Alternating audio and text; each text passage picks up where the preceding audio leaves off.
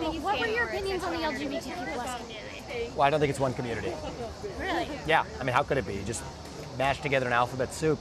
Trans is fundamentally in tension with gay, if you ask me. But what's your opinion?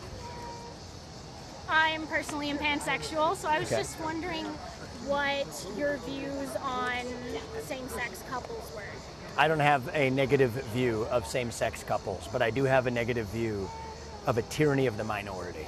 So I think that in the name of protecting against a tyranny of the majority, and there are times in this country's history where we have had a tyranny of the majority, we have now, in the name of protecting against tyranny of the majority, created a new tyranny of the minority.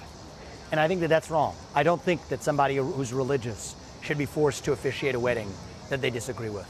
I don't think somebody who is a woman who's worked really hard for her achievements should be forced to compete against a biological man in a swim competition. I don't think that somebody who's a woman that respects her bodily autonomy and dignity should be forced to change clothes in a locker room with a man. That's not freedom, that's oppression. And so I believe that we live in a country where free adults should be free to dress how they want, behave how they want, and that's fine. But you don't become oppressive by foisting that on others.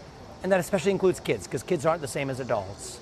And so I think adults are free to make whatever choices they want, but do not foist that ideology onto children before children are in a position as adults to make decisions for themselves. And so I think a lot of the frustration in the country, and if I'm being really honest, that I also share, comes from that new culture of oppression where saying those things can actually get somebody punished.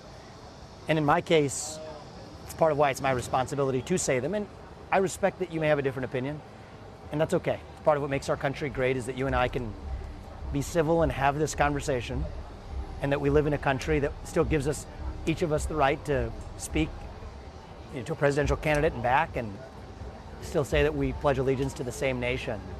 So I think that's the beauty of our country, and that's my honest opinion.